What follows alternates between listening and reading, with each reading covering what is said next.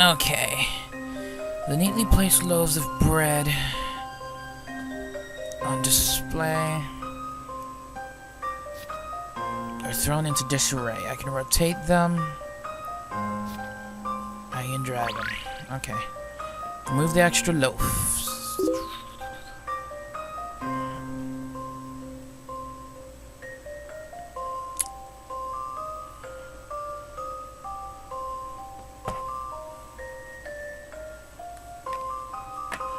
So do they mean that there's only one loaf that's actually even causing us a problem here?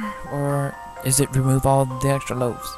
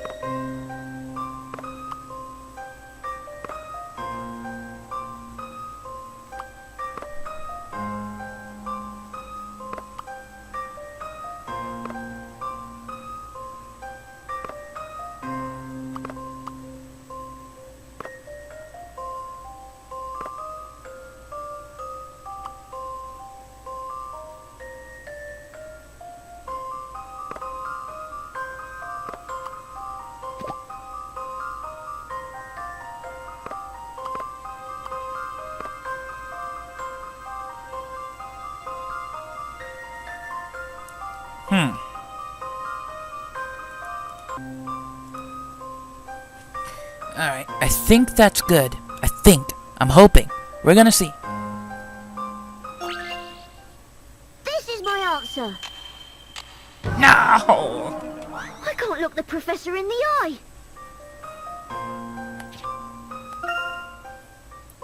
But that's good, right?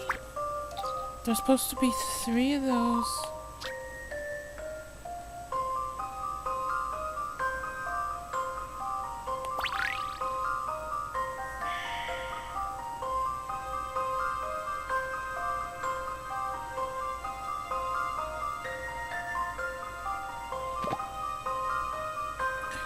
So I have to do this by, these things too. These are, like...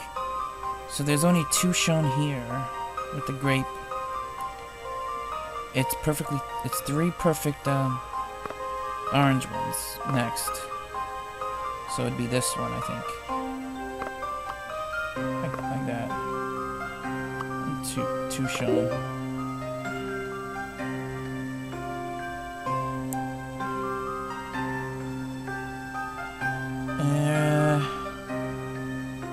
This one seems to be next. Yeah, this one's definitely next. It looks like there's another orange with 3 like good sides. It's this one, right?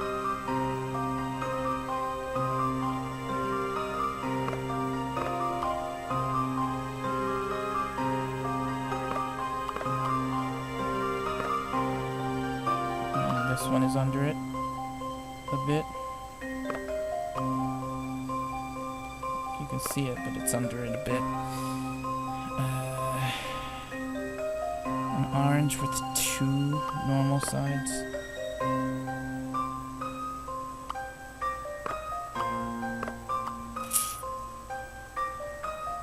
Well, let's do the other sides. The grape is this one, I think.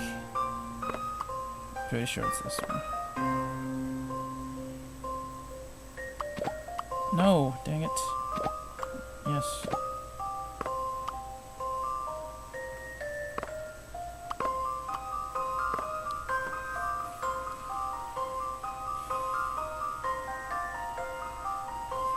It has the normal loaf. The normal loaf is in there. This one, I think. No, because this has 4. It can't be.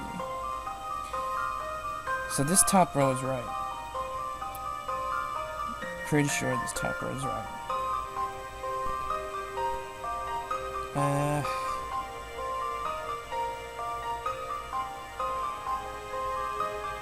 I need one with 3 perfect ones. Or at least that's hiding what, 3.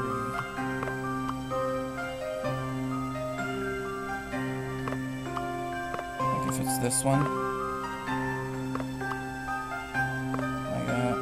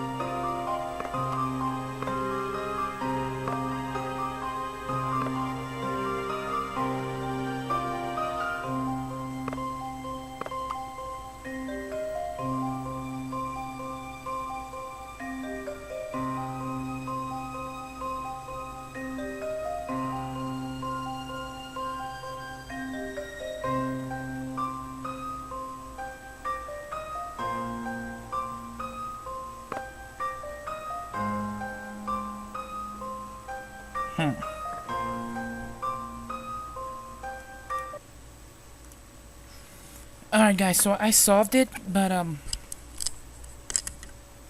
I turned the camera off by mistake. I'm sorry. This is how it is, I guess. The one that had to go, if you can see it, was this one with the orange on it, with the V shape, and then the one like little, you know, the one little side thing. Hope you guys can see it from that. I'm sorry about that. Perfect, that's exactly how they were before. Thank you so much. Yeah, thanks. You really saved my bacon. It's no more than any young English gentleman would do. You said English. What's that? Where have I heard it before? Hey, Maya, the boss is back. Wow, they don't even know either. Hello, everyone. Just as I was wondering what the commotion was all about, I see you're back, Espella. Welcome home, Aunt Patty. Were Maya and Phoenix doing a proper job of minding the shop while I was gone? Of course we did. Naturally. You know you can count on us. They may be calling her boss, but she seems like such a warm and friendly person. She certainly does, Luke. And she has a heartwarming smile, too. Oh, such flattery. You're just trying to make me blush. By the way, Espella, are these 2 gentlemen customers of ours? These 2 are friends of mine. They kindly helped me out once in the past. I was so happy to see them again that I invited them here. Pleased to meet you, madam. My name is Herschel Layton. And I'm Luke Triton, the professor's apprentice. Is that so? It seems Espella is indebted to you both. So it's certainly a pleasure to meet you both. As a thank you from me for helping Espella, please feel free to stay as long as you like. We just happen to have an empty room that you're welcome to use if you wish. Thank you for your kind offer, madam. Yes, I imagine you must both be feeling hungry. Well, actually, I'm more than a little peckish. You don't say. Well, in that case, let me offer you something special. My very own creation. Aha! Wonderful. And that face baked on the surface is a masterpiece.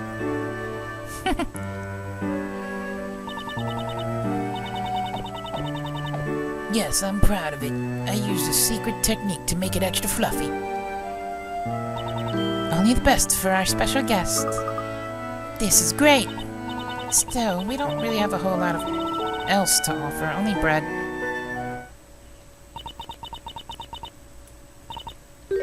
Only bread? Hey, Espella, shouldn't you show our guests to their room? Let's just forget the bread. Forget the bread?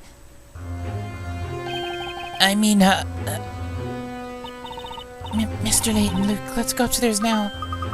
Huh? What's going on? Just trust me, come on. They're not gonna... Only bread, forget the bread. What kind of attitude is that? You two really expect me to become full-fledged bakers like that? Any more of this half-baked attitude and... they faced her wrath. Poor Phoenix. Living 5 years under her.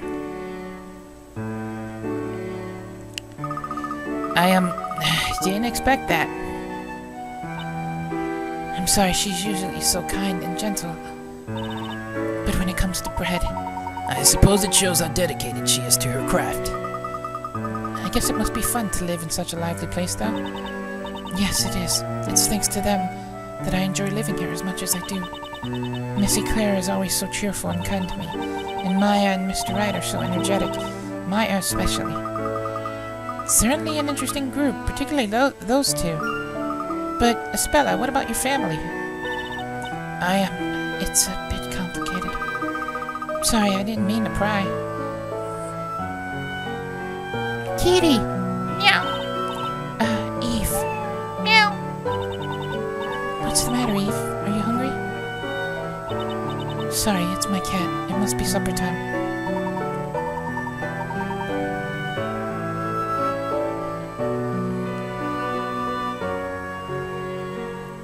I see. Please, go ahead. Don't mind us. Kitty. Kitty. What's in the chest there? Curious. Oh, okay. Kitty. Kitty. Click the kitty. Meow. So Spella has a pet cat. Its name is Eve, huh? A finely groomed black cat, I must say. I'm sure Spella takes excellent care of it. What's that now? What is that? She's got a bird in a window like in them fairy tale stories. It's such a cute cat. So well behaved and clever, too. Thank you. Eve is a real friend. Meow. Oh, I'm sorry to have kept you waiting. Mr. Layton, you wanted to ask me something, didn't you? What was it that you wanted to know? Well, there are a few things. Perhaps I'd better ask them one at a time. It may take a little while, if you can spare that time. Yes, of course, anything I can do to help. Thank you, Espella. Well then, first off... what I want to ask Espella about is... after we separated in London, could you tell us again what happened between the time that we were separated in London and your returning to Labyrinthia? You said you can't clearly recall what happened to you, is that right? No, I cannot. When I came to, I was back here in Labyrinthia.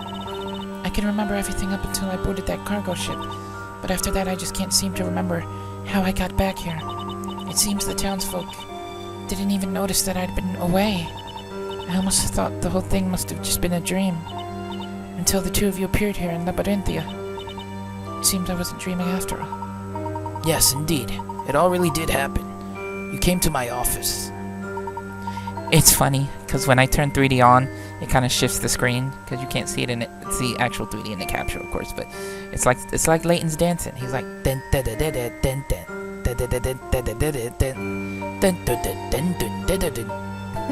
I'm sorry, I'm weird. And then the witch came for you. So does that mean that the witch brought Espella back to Labyrinthia? Well, I suppose so, but why was I in London in the first place?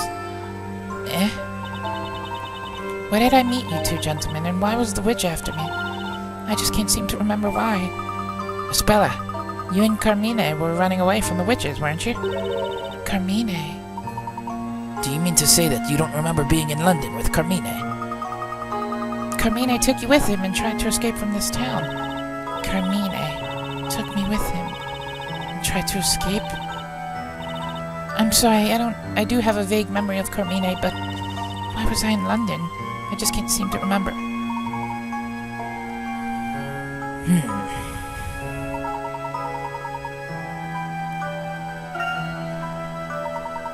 Do you remember this letter, Espella? A letter? Yes, Carmine gave you this letter and instructed you to bring it to me. You followed his advice and brought it to me in my office. That letter. Could I take a closer look at it? Yes, of course.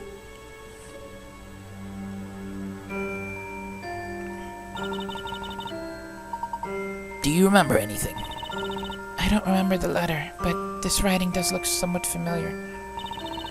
I do have a feeling that there was someone there next to me.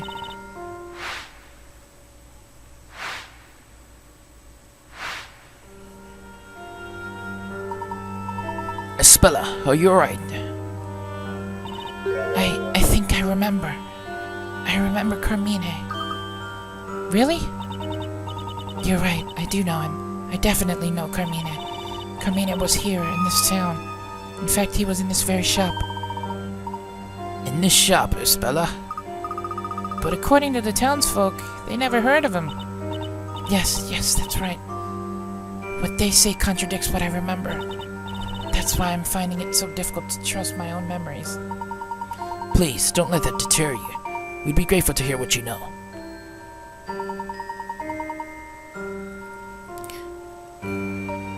What she can recall. Please, do let us know what you can recall. According to my memory, Carmine was working here in this bakery. But there are already 2 workers in the shop, right? Mr. Wright and Maya? Those 2 have also been working here, making bread for some time now. Or at least I'm quite sure that must be the case. Miss Claire and anyone else around here would soon tell you so. That's why I put no faith in my memory. This difference in perception is certainly intriguing. And the fact that Carmine worked here has me somewhat curious. Do you think all the townsfolk could just be pretending not to know? I mean, maybe Carmine really was here and they're acting like they don't remember. After all, he did mention in the letter that he wrote that he escaped from Labyrinthia. How about we go and ask a few people around the town? No, Luke. I don't think that's a good idea, as you are no doubt well aware by now. A single word out of place can be enough to bring the knights against us. Not only that, but I really cannot believe that Miss Claire would pretend not to know him. She's always so straight with people. She's never two-faced. I see. Perhaps, Luke, we should be thankful that she took care of him. Yeah, you're right. Of course, Professor. By the way, in that letter, Carmine claimed that this town held a mysterious secret. He implied that he wanted me to solve Labyrinthia's mystery. Do you have any idea of what that mystery could be? Labyrinthia's mystery? I'm sorry, but I've never even suspected that this town holds any secrets. Then what might it have been that Carmine was investigating? What was Carmine investigating? I think I might know what it could be. One time Carmine asked me this. Why is it that whatever is written by the storyteller in the Historia Labyrinthia, always becomes fact? If that puzzle can be solved, then we will unravel the mystery of Labyrinthia, he said. So Carmine didn't believe that what's written always comes true either. Well, I'm not sure, but what? It's only natural that what's written in that book must come true. And it's hard for me to believe that both you and Carmine could doubt this. Well, speaking for myself, I can't just believe it so easily.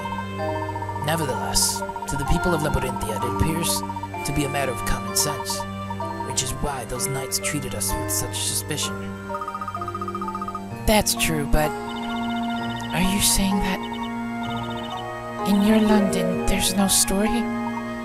Well, there are certainly none that come true as the Historia Labyrinthia does. In the world as we know it, such a notion is inconceivable. As I suspected, Carmine is from the same London as you two. So I suppose it makes perfect sense that you should all think in that way. Incidentally, what action did Carmine take after he came to suspect the story? Well, Carmine often visited the Great Archive. The Great Archive? Yes, that's where all the volumes of the story are kept. You mean to say all previous volumes, too? Yes, every volume of the story so far, all of them. I see. In other words, he wanted to confirm the authenticity of the story. But Professor, surely he wouldn't be in trouble with the witches just for looking at some books. As I recall in the letter he sent to me, he wrote, I realized the town held a mysterious secret and decided to get to the bottom of it. But before I could, they found me.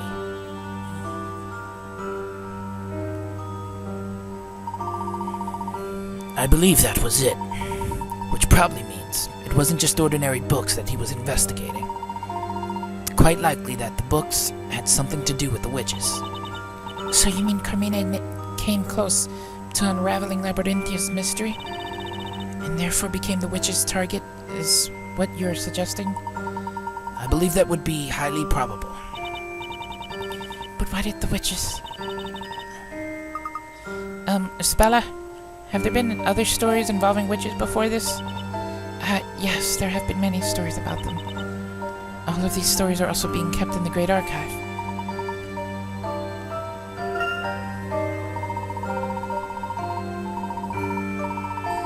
Stories about the witches are no doubt a source of considerable fear for the townsfolk. So why is it deemed necessary to keep such stories in the Great Archive? They're an important source of information for the Inquisition. Their prime objective is to capture witches and protect the people of the town. So you're saying that in order to fight the witches, it is essential to read about them and learn their ways? Yes, that's right. Stories involving the witches are under the authority of the Order of the Knights, and the Order of Knights was established to protect the town of Labyrinthia. The Storyteller, the Order of Knights, and the Inquisition, they are the ones who govern this town. The entire fate of Labyrinthia is decided by the Creator, otherwise known as the Storyteller. That personage is the weaver of all life in Labyrinthia, including the current horrifying story involving the actions of a witch. It then falls to the Order of Knights to protect the townsfolk from such events. The Knights not only protect the people, but also act as the storyteller's guard. And finally, the Inquisition is responsible for trying the witches in the witches' court. That is the manner in which this town is managed, and an order is maintained. Undoubtedly, it was the Order of Knights keeping peace during the parade we saw. That's right. The storyteller holds those parades from time to time. He gives the townsfolk the story that will determine their fate from that time onward. The story this time involved a witch, which explains why the knights were on such high alert. I wonder what spells will be used this time. If only we could check in that book. Just a moment, Espella. What was it that you just said? Do you mean to say that there is a book about magic? Yes, there is, in the Great Archive. It describes all of the spells that provide the witches with their wicked power. It is a special book used by the Knights of the Inquisition to aid them in their investigations. That's it. That must have been what Carmine was so interested in. He was investigating the witch's power. Of course, it's possible that he came upon a secret that he shouldn't have known. And that's why the witches attacked him? Indeed, Luke. That may well be the reason. The story's so respected by the people and the witches whom they fear. There could be a certain secret connecting these two in some way.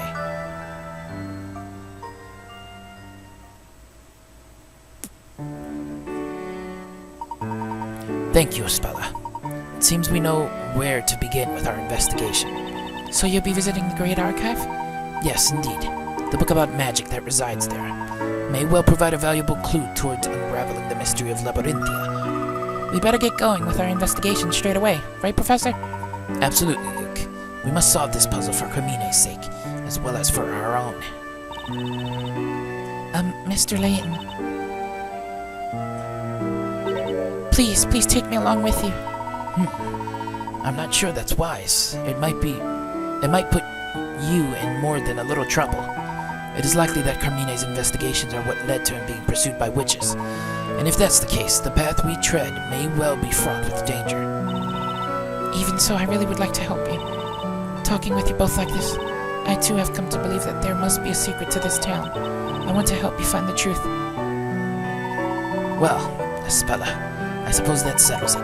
From here on in, let's all do our very best to solve this mystery together. Yes, together. I'm the professor's apprentice, so if there's anything you need to know, just ask. Thank you, Luke. I'll be sure to do that. Well then, without any further ado, let's follow in Carmine's footsteps and visit the Great Archive. I'm quite certain that that's where the clues are waiting to be found. Yes, let's go. Not you, Eve. I'm afraid you'll have to stay here until I get back.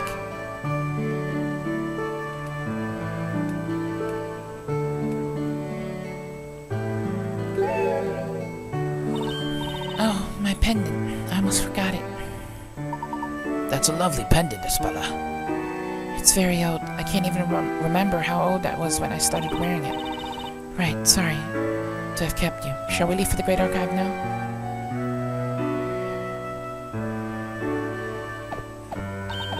Oh, Espella, are you off out somewhere? Yes, I'm taking Mr. Layton and Luke to see the Great Archive. Is that so? Well, you might want to hurry. It looks like it might rain at any time. Ah, yes, that reminds me. Could you get me something while you're out? Just on your way back would be fine. Yes, of course. What can I get for you? Some goat's milk from Mary. I forgot to get some when I was at the market. Okay, I'll drop around to Mary's farm on the way back. Would you? There's a milk bucket ready round the back. Milk, you say? Naturally, our bakery uses only the finest goat's milk for our milk loaf. It's so fluffy and white, it's delicious. Core, sounds great. Let's be certain to try some later, Luke. I'm totally up for that. Phoenix, what have they done to you? What have they done to you, Mr. Wright? Sorry if I came across as rude earlier. Please pay it no thought. It's just that sometimes I get carried away when I'm pounding the dough like that. Well, it was kind of surprising to hear a big thump like that, even if you were just netting the dough. And when you say, "Take that," my heart nearly stopped. When I bake great bread, I guess I just feel the need to present it to the customer like that. Like that.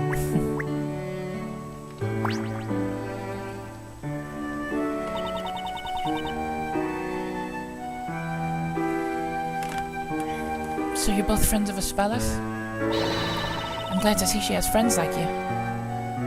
Thank you. Alright, so I guess we're off.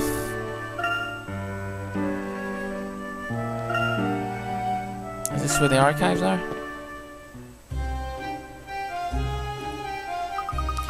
Looks like the Knights have given up searching for us. Thank goodness. Yes, it seems you're right, Luke. From the look of things, we should be safe to explore a little more before making our way to the Great Archive. So they're letting us talk to a couple of the other peeps. Let's start with him. Did you two see the latest story?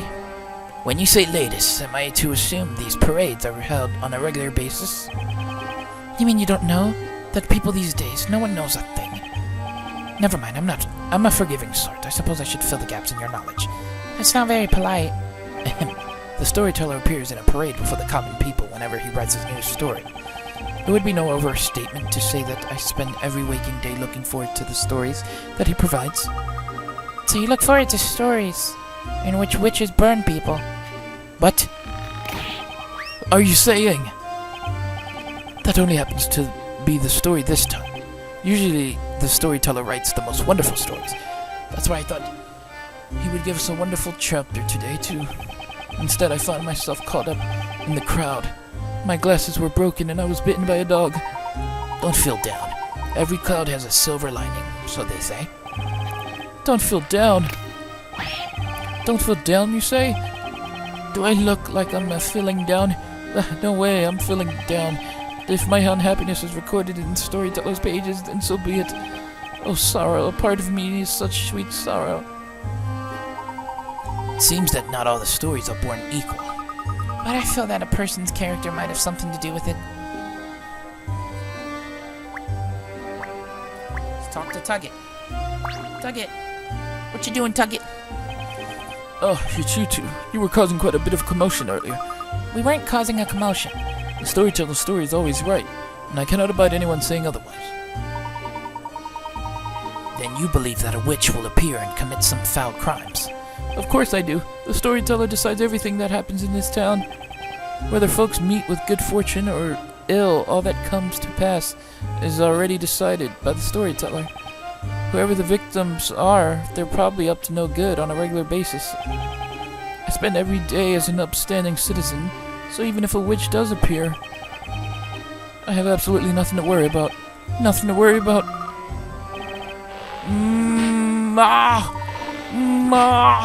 It's no use pretending I'm afraid of the witch. It's over for me. Maybe you ought to go home as soon as you can. Weirdo. Alright.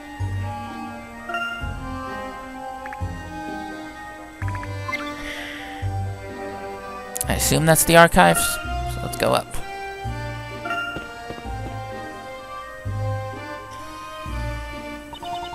Here we are. This is the Great Archive.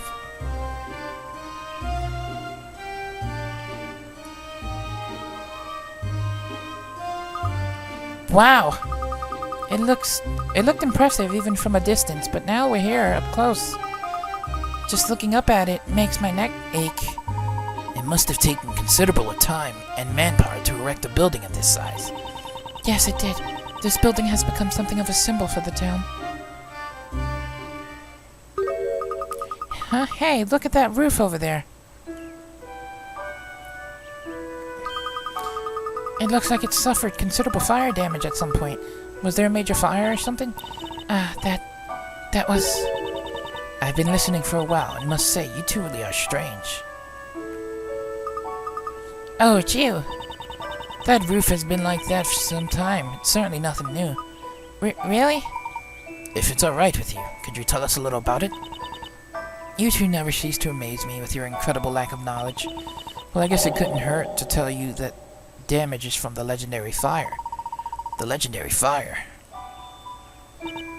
Yeah, long ago, there was a huge fire that engulfed almost this entire town. The damage there occurred at that time. You can see other traces of the fire around the town, too, here and there. The entire town was engulfed in a huge fire? All of the townsfolk know about it. You're probably the only ones that don't. Thank you for filling us in. That certainly cleared up a few things. No problem. It so happens I had nothing better to do. It wasn't such a bad way to kill time anyway. I'll see you around. To think that even a building of this size could be affected by fire. The fire that spread through the town really must have been legendary. You're certainly right about that, Luke. Spella, is something the matter? Oh, no, nothing at all. Shall we make our way inside?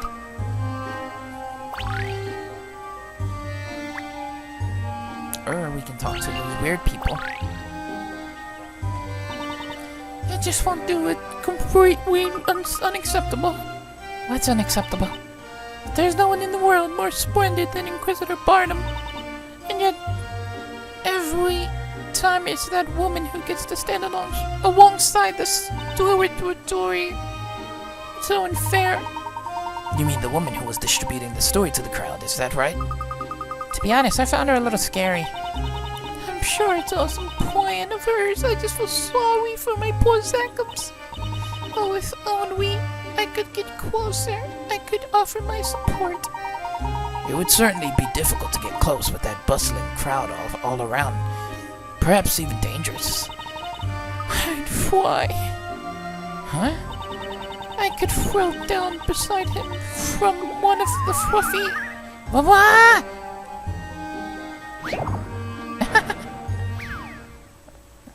That was a weird way to get into a puzzle.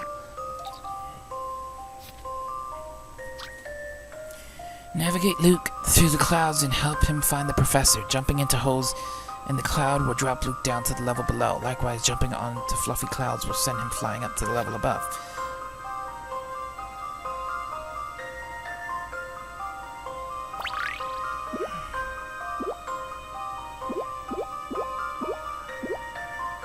Make it to the goal. They don't say where the goal is, though. You just have to make it to them. Okay.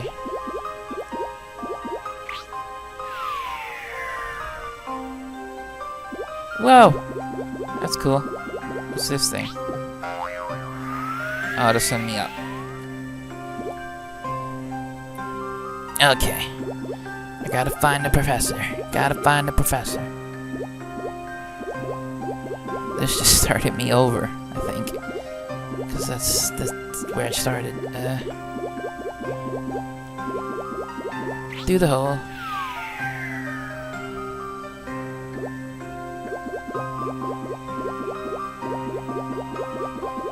Oh, nothing up there.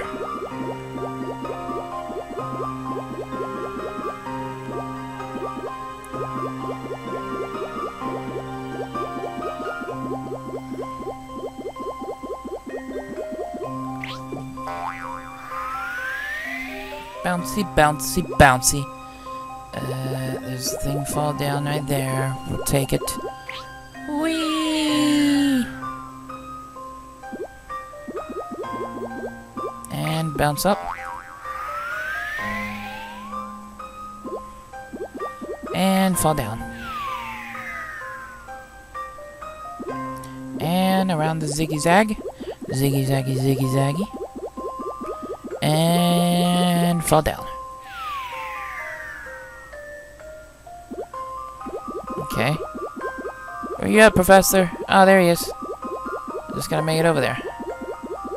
Professor! Professor, I found you. We win! This is my answer. Can you let me do the next one too?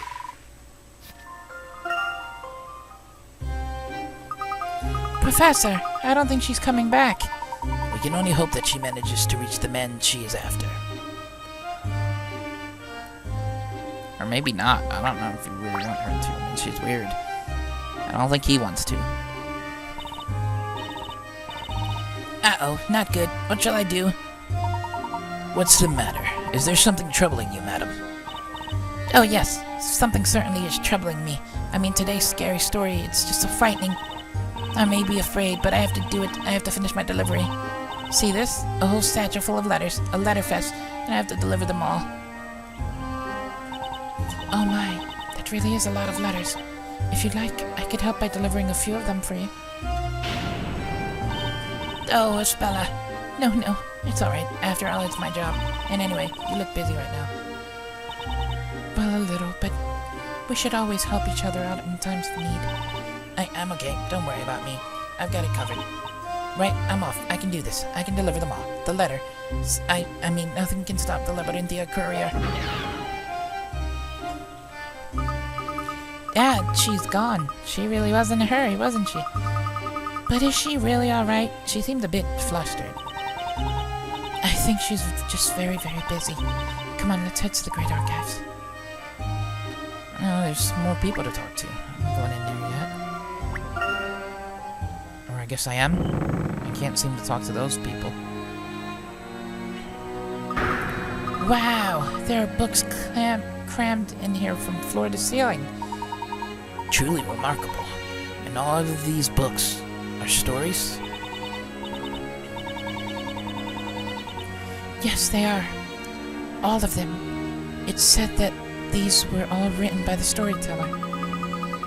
All of these books? But there are so many. Excuse me. Beg your pardon. Look out. Gangway. I've got him.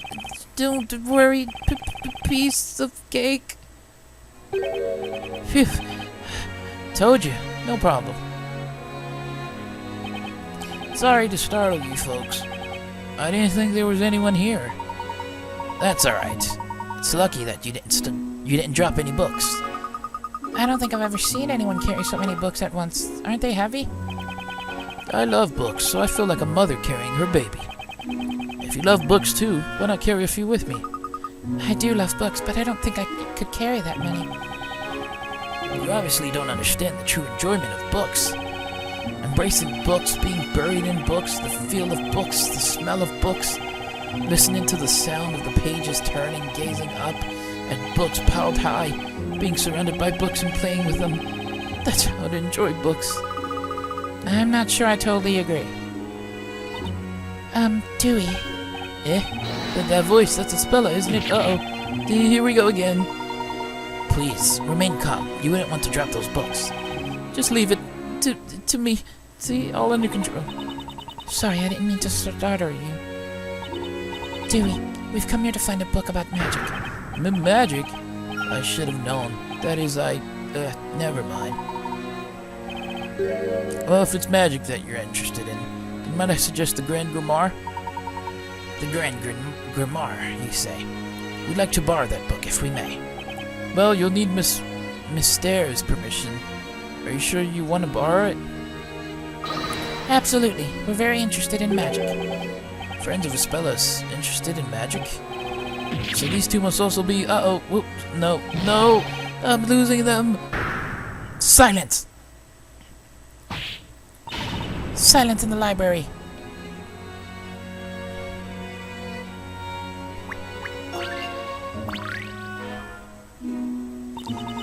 The Great Archive was founded by those in the noble pursuit of knowledge. I must ask you to be a little quieter, please. Dewey, as a budding librarian, I would have thought that you would have known better. I'm sorry, Miss Stare, but these people say they want to borrow the Grand Grimoire. Did you say the Grand Grimoire? You're Aspella Cantabella. You of all people must know the significance of the Grand Grimoire. It is an important piece of literature which can only be viewed by learned persons of significant status.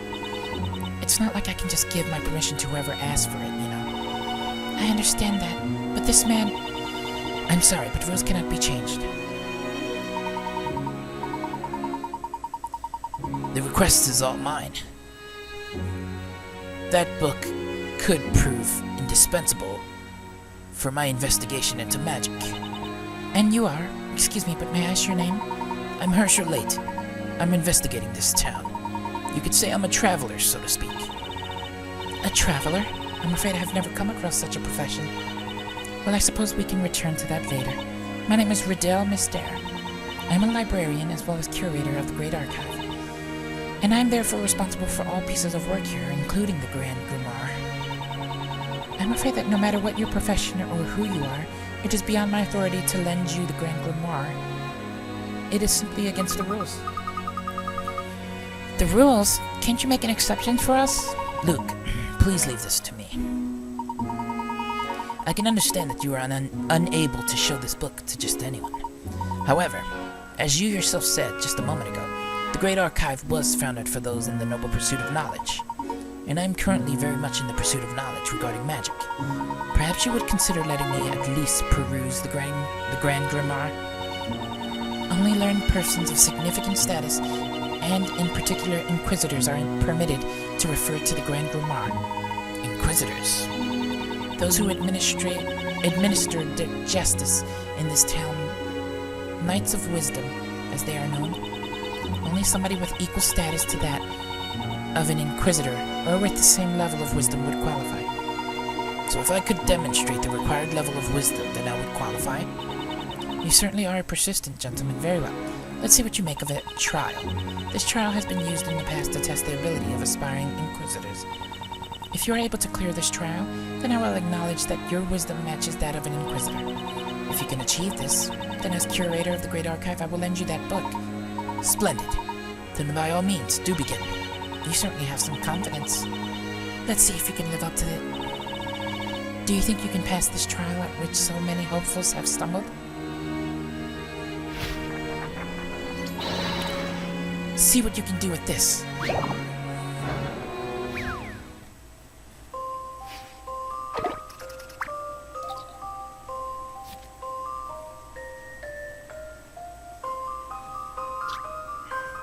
Make your way through the maze of strange clocks into the goal. You can only move in the direction of the clock hand.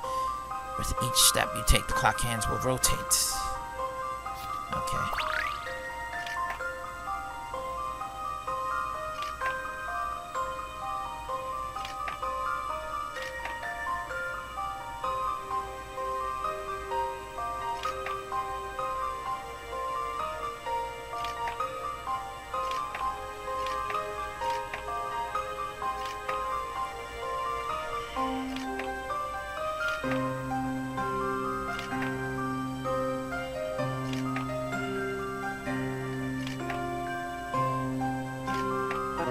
Oh.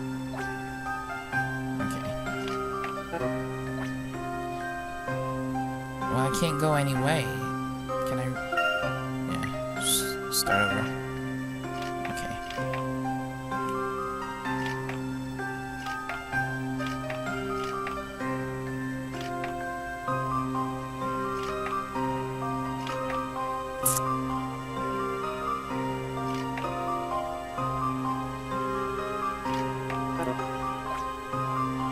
Restart it.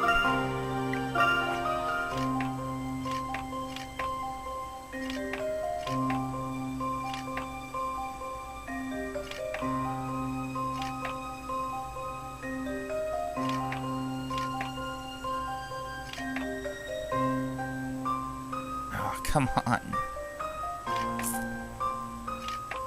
There it is. Go.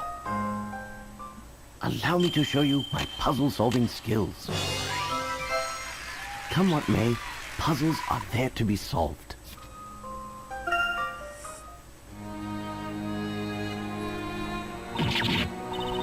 How can this be? That hardly seemed a challenge for you. Who are you, and how did you do that so effortlessly? More importantly than who I am, there's one thing of which I'm certain, and that is that every puzzle has an answer. So do I qualify? Not so fast. Do you really believe that my permission can be obtained as easily as that? That was no more than a preliminary trial to separate the wheat from the chaff. Now for the real trial. Even a man of your caliber should find this challenging. This trial will have your eyes rolling and your head spinning.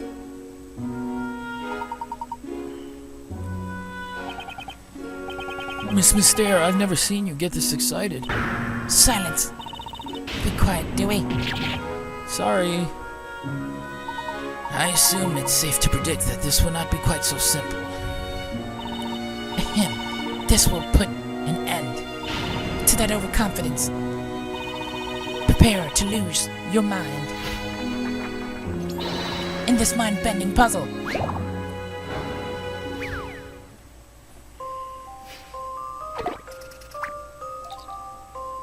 Out of time.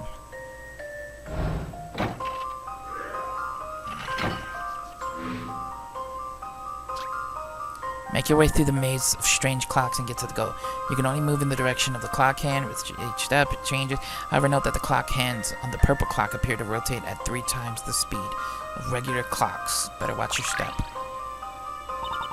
Before I forget, I must warn you, you no longer have the luxury of undoing a move. One teeny tiny miscalculation and it's game over. I do hope you don't mind. Oh, really, lady? Ah, that's not cool. But wait, I never undoed. I just restarted completely. So that's not actually that bad. Never mind, I'm stupid, because it's not bad. Okay, lady, I got this. I got this. I can do this. I can't do this. No, I got this. I got this. I got this. Boom. Boom. Boom. In the middle. Boom. Boom. Boom. Boom. Down. That side. That side. That side. Up. In the middle. This way. Boom. Boom. Boom. Oh no.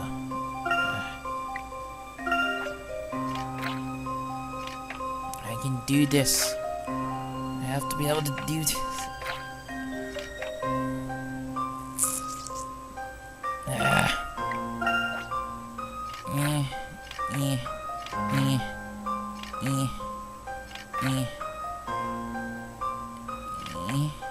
Why do I keep going down this way? Because this way is not right.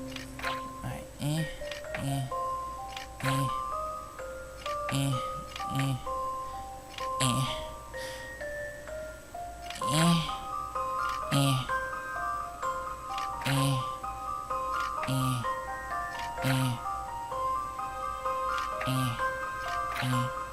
Done. Booyah! In your face. Allow me to show you my puzzle-solving skills. You should expect no less from a gentleman.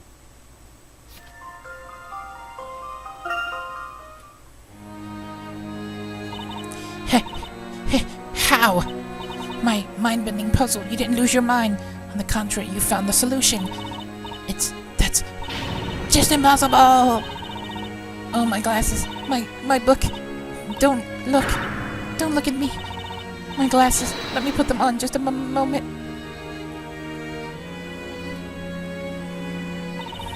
That's better. I apologize for a moment there. I lost my composure. But to see my trial cleared like that, it seems I underestimated you, sir. It was a fascinating puzzle.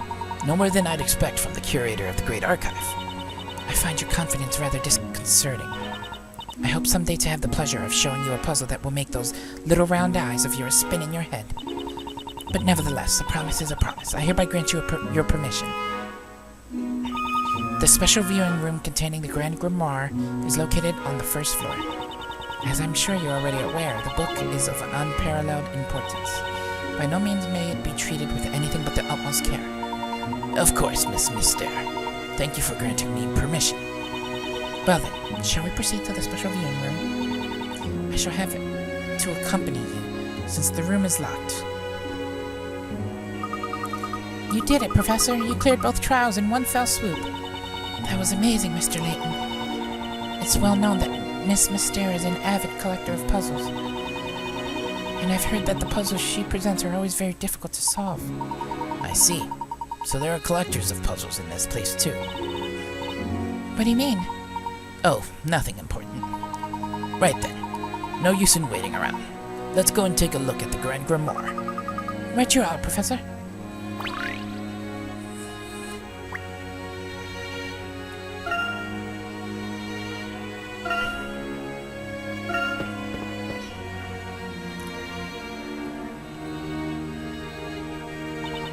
This is the special viewing room. I'm sure a gentleman such as yourself will understand. But seeing as this is a special room, not open to the general public, I must insist that you all be on your best behavior. Wow, this room feels so grand and elegant. It's my first time in here too, I must admit.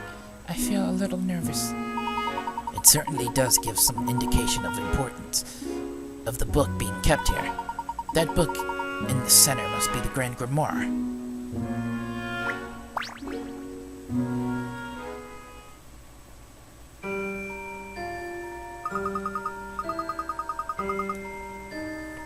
This is incredible. It's crammed with information about magic. People say it's the magic used by the witches. If that's so, then the magic we saw in London must be in here somewhere too. That may well be true, Luke. A tome as thick as this must surely contain such information. Finding it is a bit of daunting, though. Huh? What's this, Professor? This page is different from the others. What is this? This page isn't about magic at all. Something about it makes me feel uneasy. Oh, wait, that's the wrong voice. Sorry. Luke turned into Layton. Right, it happens. Luke, this page, it appears to be addressed to someone, don't you think? Oh, you mean like a message? Let's read it, Professor. From a time long ago. The ancient flame has been locked in an infinite vault of books, waiting for the awakening. When the sun and moon watching over the sage swap places to show their true form, the door to the past will open. Once a person of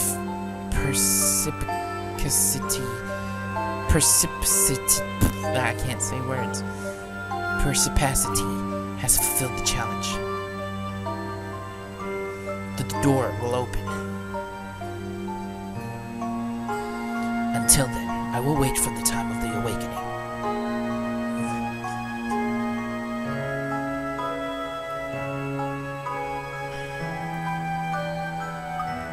What is this? How can this be? Why is this in here? How did something like this get into the Grand Grimoire?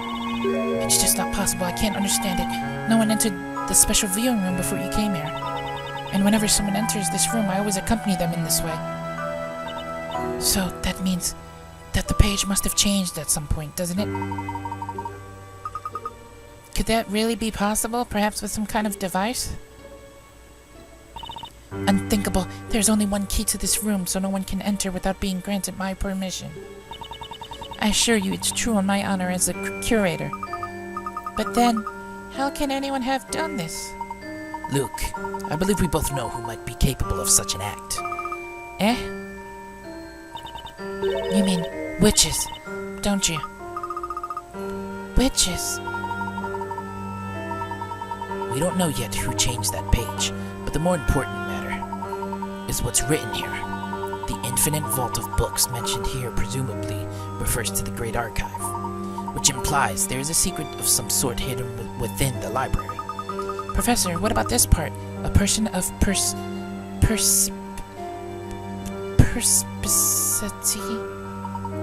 perspicacity? Well, I believe that could be referring to Carmine. He came here regularly to investigate. So it's certainly somewhat likely, which means our next objective is to find the answer that he was looking for. It's a bit of a spooky message, but if we can open this door to the past, then we'll surely be one step closer to solving this mystery. Just a moment, please. I'm the curator here, and I won't be allowing you to investigate anything without my permission. So you mean we can't investigate? Not at all. I'm simply insisting that you allow me to accompany you. There should be no doors in this library that I don't know about, and even if there is something hidden somewhere as suggested by this message, it is my duty as curator to know what that is. I completely understand, Miss Mister. We can only benefit from your presence. Now then, how about we all make our way back to the entrance? Let's think about where this door could be from there.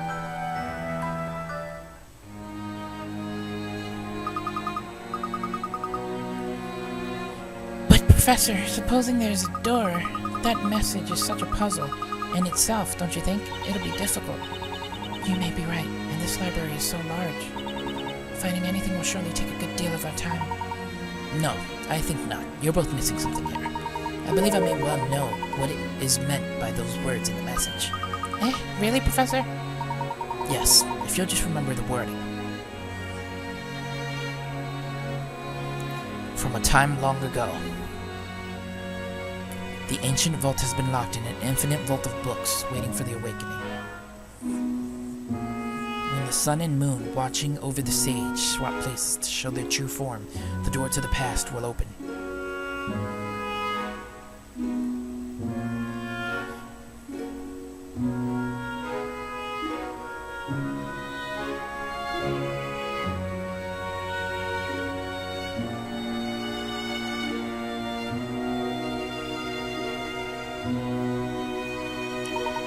If you'll both take a look around this room, you'll notice we are surrounded by books. There's probably nowhere else in the library with more books than there are right here.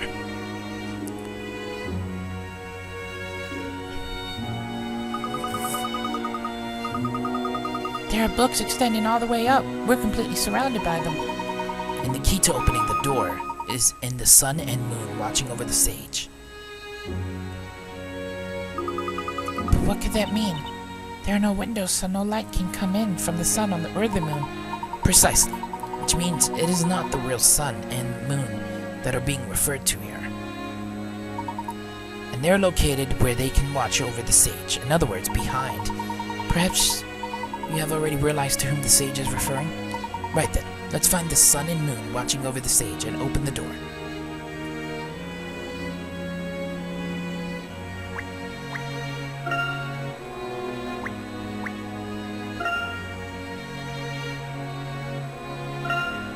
Investigate the entrance.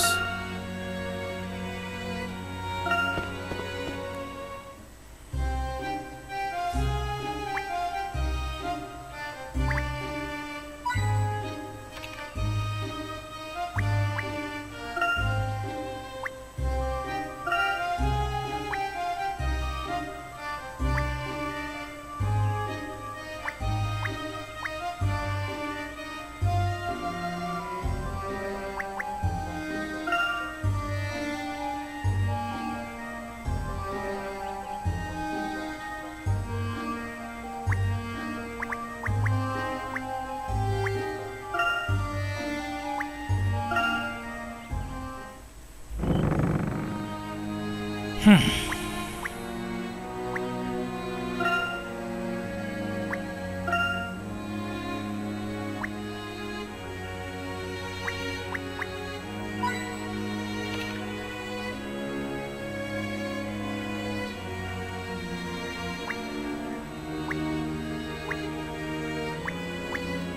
talk to her again real quick.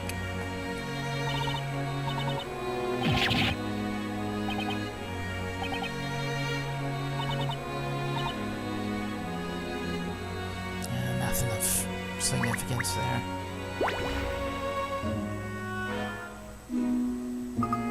Ah, what's that? It's a sun and moon construction. Oh. So the sage must be... That's right. The sage of this library refers to the curator. And this sun and moon construction is located right behind her seat. So that's what the sun and moon watching over the sage was referring to. And when the sun and moon swap places, their true form will be shown. And the door to the past will open. So all we need to do is work out what that means. But what does it mean by their true form?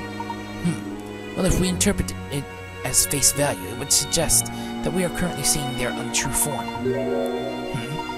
Have a look at this. There seems to be some sort of mechanism in place. Ah, Professor, if you look closely, there seems to be a puzzle hidden there. Alright, let's try and solve this. Sun and the moon.